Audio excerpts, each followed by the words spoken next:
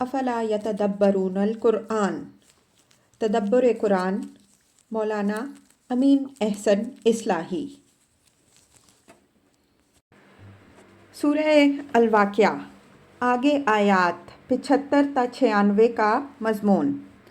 آگے خاتمہ سورہ کی آیات ہیں۔ قریش کے لیڈروں کو خطاب کر کے متنبہ فرمایا گیا ہے کہ قرآن جس شدنی کی خبر دے رہا ہے وہ ایک حقیقت ہے، اس سے فرار اختیار کرنے اور اس کی تکذیب کرنے کی کوشش نہ کرو۔ یہ کاہنوں کی خرافات کی قسم کا کلام نہیں ہے، بلکہ یہ اللہ تعالیٰ کے محفوظ خزانہ علم سے اترا ہوا باعزت کلام ہے جو نہایت پاکیزہ ذرائع سے اس کے پاکیزہ رسول صلی اللہ علیہ وآلہ وسلم پر نازل ہوا ہے۔ یہ شیاطین کی اچھوت اور مداخلت سے بالکل محفوظ و مامون ہے۔ یہ تمہارے لیے ابدی ہدایت اور دائمی رزق ہے۔ اس کی ناقدری اور تکذیب کر کے اپنی شامت کو دعوت نہ دو۔ یاد رکھو کہ کوئی خدا کے قابو سے باہر نہیں نکل سکتا، اور تمہیں جس خفض و رفع سے آگاہ کیا جا رہا ہے وہ اپنے تمام لوازم و نتائج کے ساتھ سامنے آنے والا ہے۔ آیات کی تلاوت فرمائیے۔ اعوذ باللہ من الشیطان الرجیم، بسم اللہ الرحمن الرحیم۔ فلا اقسم بمواقع النجوم وإنه لقسم لو تعلمون عظیم، إنه لقرآن کریم فی کتاب مکنون لا یمسہ الا المطہرون، تنزیل من رب العالمین، افبہذا الحدیث انتم مدہنون، وتجعلون رزقکم انکم تکذبون، فلولا اذا بلغت الحلقوم وانتم حینئذ تنظرون، ونحن اقرب الیہ منکم ولکن لا تبصرون، فلولا ان کنتم غیر مدینین ترجعونہا ان کنتم صادقین، فاما ان کان من المقربین فروح وریحان وجنۃ نعیم، واما ان کان من اصحاب الیمین فسلام لک من اصحاب الیمین، واما ان کان من المکذبین الضالین فنزل من حمیم وتصلیۃ جحیم، ان ھذا لہو الحق الیقین، فسبح باسم ربک العظیم۔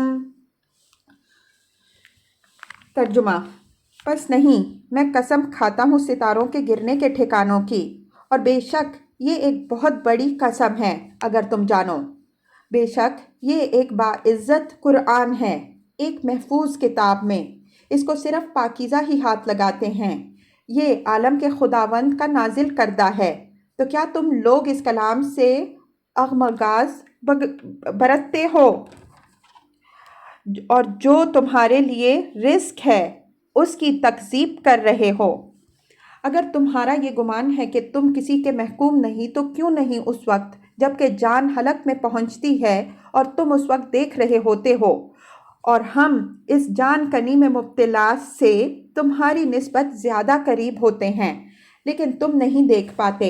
پس کیوں نہیں، اگر تم غیر محکوم ہو، اس جان کو لوٹا لیتے اگر تم سچے ہو۔ پس اگر وہ ہوا مقربین میں سے تو اس کے لیے راحت اور سرور اور نعمت کا باغ ہے، اور اگر وہ اصحاب یمین میں سے ہوا تو تیرے لیے سلامتی ہے، اے صاحب یمین، اور اگر جھٹلانے والے گمراہوں میں سے ہوا تو اس کے لیے گرم پانی کی ضیافت ہے اور جہنم کا داخلہ۔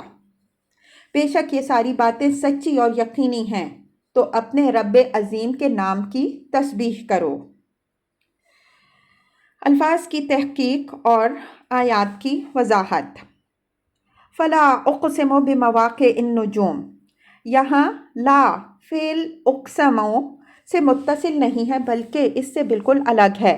اس بات سے پہلے یہ نفی مخاطب کے ذو میں باطل کی تردید کے لیے آئی ہے۔ اس طرح نفی کا لانا عربی زبان میں اور قرآن میں معروف ہے۔ سورہ النساء میں فرمایا فَلَا وَرَبِّكَ لَا يُؤْمِنُونَ حَتَّى يُحَكِّمُوكَ فِي مَا شَجَرَ بَيْنَهُمْ، النساء 65۔ پس نہیں، تیرے رب کی قسم، وہ مومن نہیں ہو سکتے جب تک کہ وہ اپنے درمیان پیدا ہونے والے اختلافات میں تمہیں کو حکم نہ بنائیں۔ یعنی اگر ان منافقین کا گمان ہے کہ محض کلمہ پڑھ لینے سے یہ مسلمان بن گئے ہیں تو یہ گمان بالکل غلط ہے۔ اس کے بعد قسم کھا کر فرمایا کہ یہ اس وقت تک سچے مومن نہیں بن سکتے جب تک اپنی تمام نزاعات میں تمہیں کو یعنی رسول اللہ صلی اللہ علیہ وآلہ وسلم کو حکم نہ بنائیں۔ اسی طرح قسم سے پہلے لا کے ذریعے مخاطبوں کے اس زعم کی تردید فرما دی کہ قرآن الیاذ باللہ کاہنوں کے خرافات کی قسم کا کوئی شیطانی القاء نہیں ہے۔ اس کے بعد قسم کھا کر قرآن کی عظمت و تقدیس اور اس کے وحی الہی ہونے کا ذکر فرمایا۔ یہ اسلوب کلام ایک فطری اسلوب کلام ہے، اس وجہ سے ہر زبان میں موجود ہے۔ ہماری زبان میں بھی یہ اسلوب معروف ہے۔ جب ہم کہتے ہیں کہ نہیں خدا کی قسم، اصل حقیقت یوں ہے، تو یہی اسلوب استعمال کرتے ہیں اور مقصود یہ ہوتا ہے کہ اصل حقیقت کے اس بات سے پہلے مخاطب یا معترض کے خیال یا اعتراض کی تردید کر دیں۔ اس اسلوب کلام میں بلاغت یہ ہے کہ گویا معترض کا اعتراض اتنا لغو ہے کہ متکلم ایک لمحہ کے لیے بھی اس کو گوارا کرنے کے لیے تیار نہیں ہے، یہاں تک کہ اس کو اتنا توقف بھی گوارا نہیں کہ صحیح پہلو کی وضاحت کرنے کے بعد اس کی تردید کرے۔ اکثر لوگوں نے اس لا کو زائد مانا ہے، لیکن کسی فصیح کلام میں اول تو کوئی حرف زائد ہوتا نہیں، اور بالفرض ہوتا بھی ہے تو حرف لا بہرحال ان حروف میں سے ہے جس کو کہیں بھی زائد ماننے میں بڑے خطرات مضمر ہیں۔ کسی ضابطہ کے بغیر اگر اس کو زائد ماننے کی راہ کھول دی گئی تو اس سے دین کے اندر بہت سی منہیات کے جواز کی راہ کھل سکتی ہے، لیکن یہاں اس مسئلہ پر زیادہ بحث کی ضرورت نہیں۔ انشاءاللہ اگلی سورہ الحدید میں آیت 29 لِأَلَّا يَعْلَمَ أَهْلُ الْكِتَابِ الآیہ کے تحت ہم اس پر بحث کریں گے۔ اس لا کو بھی مفسرین نے زائد قرار دیا ہے، لیکن انشاءاللہ ہم واضح کریں گے کہ یہ عربیت کے اسلوب کے بالکل مطابق ہے۔ مواقع جمع ہے موقع کی، جس کے معنی کسی چیز کے واقع ہونے یا گرنے کی جگہ کے ہیں۔ یہاں یہ ان ٹھکانوں یا کہنگاہوں کے لیے آیا ہے جس پر ان شیاطین کے تعقب کے لیے شہاب ثاقب پھینکے جاتے ہیں جو ملائکہ اعلیٰ کے بھید معلوم کرنے کے لیے ان میں چھپ کر کان لگانے کی کوشش کرتے ہیں۔ قرآن مجید سے معلوم ہوتا ہے کہ شیاطین جن نے کچھ خاص کمین گاہیں ایسی منتخب کر رکھی تھیں جن میں وہ ملائے اعلیٰ کی باتوں کی سنگن کر لینے کے لیے بیٹھا کرتے تھے۔ نزول قرآن کے زمانے میں وحی الہی کو شیاطین کی مداخلت سے محفوظ رکھنے کے لیے اللہ تعالیٰ نے خاص طور پر یہ اہتمام فرمایا کہ جو شیاطین ان کمین گاہوں میں بیٹھنے کی کوشش کرتے ان پر شہاب ثاقب کے راکٹ پھینکے جاتے۔ اس حقیقت کا اعتراف سورہ جن میں خود جنوں کی زبان سے یوں نقل ہوا ہے وَأَنَّا لَمَسْنَا السَّمَاءَ فَوَجَدْنَاهَا مُلِئَتْ حَرْسًا شَدِيدًا وَشُهُبًا وَأَنَّا كُنَّا نَقْعُدُ مِنْهَا مَقَاعِدَ لِلسَّمْعِ فَمَنْ يَسْتَمِعِ الْآنَ يَجِدْ لَهُ شِهَابًا رَصَدًا۔ الجن آیات 8 تا 9۔ اور یہ کہ ہم نے آسمان کو ٹٹولا تو یہ پایا کہ وہ سخت پہرہ داروں اور شہابوں سے بھر دیا گیا ہے، اور یہ کہ ہم اس کے کچھ ٹھکانوں میں غیب کی باتیں سننے کے لیے بیٹھا کرتے تھے، لیکن اب جو کان لگانے کی کوشش کرے گا تو وہ ایک شہاب ثاقب کو اپنی گھات میں پائے گا۔ میرے نزدیک سورہ جن کی اس آیت میں جن کمین گاہوں کو مقاعد کے لفظ سے تعبیر فرمایا گیا ہے، انہی کو آیت زیر بحث میں مواقع کے لفظ سے تعبیر فرمایا گیا ہے۔ البتہ مقاعد میں ان کی کمین گاہ ہونے کا مفہوم پیش نظر ہے اور مواقع میں شہابوں کے ہدف ہونے کا۔ لفظ نجوم یہاں شہابوں کے مفہوم میں ہے۔ سورہ ملک میں فرمایا ہے وَلَقَدْ زَيَّنَّا السَّمَاءَ الدُّنْيَا بِمَصَابِيحَ وَجَعَلْنَاهَا رُجُومًا لِلشَّيَاطِينِ۔ الملک آیت 5۔ اور ہم نے آسمان زیریں کو چراغوں سے سجایا اور ان کو شیطانوں کے سنگسار کرنے کے لیے بھی بنایا۔ ان شہابوں پر سورہ نجم کی آیات 1 تا 5 اور سورہ رحمان کی آیت 35 کے تحت بھی ہم بحث کر چکے ہیں۔ ان دونوں مقامات پر بھی ایک نظر ڈال لیجئے۔ وَإِنَّهُ لَقَسَمٌ لَوْ تَعْلَمُونَ عَظِيمٌ۔ یہ قسم اور مقسم علیہ کے درمیان ایک برمحل جملہ معترضہ ہے۔ فرمایا کہ جس طرح تم محض ہٹ دھرمی سے قرآن کو القائے شیطانی قرار دیتے ہو، اسی طرح اس قسم کے باب میں بھی کہو گے کہ بھلا شہابوں کے گرنے کو شیاطین کے رجم سے کیا تعلق؟ لیکن تم جان سکو تو یہ حقیقت تم پر آشکارا ہوگی کہ یہ قسم اپنے اندر ایک عظیم شہادت اس بات کی رکھتی ہے کہ جنات و شیاطین کو ملائے اعلیٰ تک کوئی رسائی حاصل نہیں ہے، جیسا کہ کاہنوں کا دعویٰ ہے۔ اگر کوئی وہاں تک پہنچنے کی کوشش کرتا ہے تو قدرت نے اس کی سرکوبی کے لیے نہایت عظیم پیمانے پر انتظام کر رکھا ہے۔ ممکن نہیں ہے کہ کوئی خدا کے شہابوں کی زد سے بچ کر نکل سکے۔ مطلب یہ ہے کہ تم اس کو جان سکو یا نہ جان سکو اور مانو یا نہ مانو، لیکن اللہ تعالیٰ نے اس قسم میں تمہاری آگاہی کے لیے اس کائنات کا ایک نہایت اہم راز بیان فرمایا ہے۔ إِنَّهُ لَقُرْآنٌ کریم فی کتاب مکنون لا یمسہ الا المطہرون تنزیل من رب العالمین۔ قسم کے بعد یہ مقسم علیہ ہے اور یہ حقیقت اپنی جگہ پر اچھی طرح واضح کی جا چکی ہے کہ قرآن مجید میں قسمیں شہادت کے طور پر کھائی گئی ہیں، گویا شیاطین پر سنگباری اور آتش باری کے مذکورہ بالا انتظام کا حوالہ دے کر مخاطبوں کو متنبہ فرمایا کہ اس قرآن کو کاہنوں کی قسم کا کوئی شیطانی القاء نہ گمان کرو، بلکہ یہ ایک نہایت باعزت اور برتر کلام ہے۔ یہ اللہ تعالیٰ کے پاس ایک محفوظ کتاب میں ہے جس تک اس کے پاک فرشتوں کے سوا کسی کی بھی رسائی نہیں ہے، یعنی اس کو صرف ملائکہ مقربین ہی ہاتھ لگا سکتے ہیں، جنات اور شیاطین وہاں تک نہیں پھٹک سکتے۔ تنزیل من رب العالمین۔ بس یہ گمان نہ کرو کہ جس طرح کی شیطانی وحی کاہنوں پر آتی ہے اسی طرح کی وحی العیاذ باللہ یہ قرآن بھی ہے۔ یہ القائے شیطانی نہیں بلکہ اللہ رب العالمین کا اتارا ہوا کلام ہے۔ اس کا سرچشمہ لوح محفوظ ہے جس تک ملائکہ مقربین کے سوا کسی کی بھی رسائی نہیں۔ اس کے لانے والے حضرت جبریل امین علیہ السلام ہیں جو اللہ تعالیٰ کے سب سے مقرب فرشتے ہیں اور شیاطین ان پر کسی پہلو سے بھی اثر انداز نہیں ہو سکتے۔ اس کا نزول محمد صلی اللہ علیہ وآلہ وسلم پر ہوا ہے جس کو اللہ تعالیٰ نے ضلالت و غواعت کے ہر شائبہ سے بالکل پاک رکھا ہے۔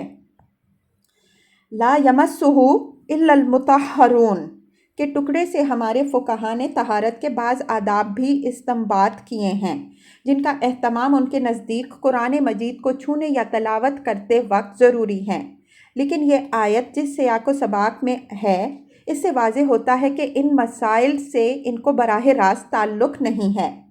اس وجہ سے فقہا کے استنباطات کو ان کے اپنے دلائل کی روشنی میں جانچ کر رد یا قبول کیجیے۔ یہ موضوع ہمارے دائرہ بحث سے بالکل الگ ہے۔ اس وجہ سے ہم اس سے تعرض نہیں کریں گے، بس اتنا عرض کریں گے کہ جن فقہا نے قرآن کی زبانی تلاوت یا اس کو ہاتھ لگانے تک کے لیے بھی طہارت کی وہ شرطیں عائد کی ہیں جو نماز کے لیے ضروری ہیں، ان کے اقوال غلو پر مبنی ہیں۔ قرآن اللہ تعالیٰ کی کتاب ہے، اس وجہ سے وہ ہر پہلو سے لائق تکریم ہے، لیکن وہ ہمارے لیے ہر قدم پر حق و باطل اور خیر و شر کے جاننے کا ذریعہ، اخذ و استنباط کا حوالہ اور استدلال کا مرکز بھی ہے۔ اگر اس کو ہاتھ لگانے یا اس کی کسی سورہ یا آیت کی تلاوت کرنے یا حوالہ دینے کے لیے بھی آدمی کا طاہر و مطہر اور باوضو ہونا ضروری قرار پا جائے تو یہ ایک ایسی تکلیف مالا یطاق ہوگی جو دین فطرت کے مزاج کے خلاف ہے۔ اس طرح کی غیر فطری پابندیاں عائد کرنے سے قرآن کی تعظیم کا وہی تصور پیدا ہوگا جس کی تعبیر سیدنا مسیح علیہ السلام نے یوں فرمائی ہے کہ تمہیں چراغ دیا گیا کہ اس کو گھر میں بلند جگہ رکھو کہ سارے گھر میں روشنی پھیلے، لیکن تم نے اس کو پیمانے کے نیچے ڈھانپ کر رکھا۔ افبہذا الحدیث انتم مدہنون۔ ادہان کے معنی اغماض، سہل انگاری اور بے نیازی و بے اعتنائی برتنے کے ہیں۔ قرآن کی عظمت بیان کرنے کے بعد بانداز تعجب سوال کیا ہے کہ کیا یہ قرآن جس کو تمہارے رب نے اس اہتمام میں خاص کے ساتھ تمہاری ہدایت کے لیے اتارا ہے، اس بے اعتنائی کا سزاوار ہے جو تم اس سے برت رہے ہو؟ مطلب یہ ہے کہ تم اتنے بدذوق و بے بصیرت تو نہیں ہو چکے ہو کہ کہر اور پشیز میں کوئی تمیز نہ رہ گئی ہو۔ تمیز تو ہے لیکن تم قرآن کو قبول کرنا نہیں چاہتے، اس وجہ سے اس کو کاہنوں کی طرح کا کلام قرار دے کر نظر انداز کر رہے ہو۔ تو کرو، لیکن یاد رکھو کہ تمہارے نظر انداز کرنے سے یہ حقیقت نابود نہیں ہو جائے گی۔ حقیقت بہرحال حقیقت ہے اور اس سے تمہیں سابقہ پیش آ کے رہے گا۔ یہ تمہارے ہی حق میں بہتر ہوتا اگر تم اس کی قدر کرتے۔ وَتَجْعَلُونَ رِزْقَكُمْ أَنَّكُمْ تُكَذِّبُونَ۔ یہاں رزق سے مراد ہمارے نزدیک وحی الہی یا بالفاظ دیگر قرآن ہے جس پر بحث چلی آ رہی ہے۔ وحی الہی کو قدیم صحیفوں میں بھی جا بجا رزق سے تعبیر فرمایا گیا ہے اور قرآن میں بھی۔ اس کے حوالے اس کے محل میں ہم دے چکے ہیں۔ حضرت مسیح علیہ السلام نے فرمایا ہے کہ انسان صرف روٹی سے نہیں جیتا بلکہ اس کلمہ سے جیتا ہے جو خداوند کی طرف سے آتا ہے۔ قرآن میں بھی اس کو زندگی سے تعبیر فرمایا گیا ہے۔ استجیبوا للہ وللرسول اذا دعاکم لما یحییکم۔ سورہ انفال آیت 64۔ اور لبیک کہو اللہ اور رسول کی دعوت پر جبکہ وہ رسول صلی اللہ علیہ وآلہ وسلم تمہیں بلا رہا ہے اس چیز کی طرف جو تمہیں زندگی بخشنے والی ہے۔ آیت کا مطلب یہ ہوگا کہ اللہ نے تو تمہارے لیے مادہ آسمانی اتارا کہ تم اس سے حیات جاودہ حاصل کرو، لیکن تمہاری محرومی ہے کہ تم اس کی ناقدری اور تحقیر کر رہے ہو۔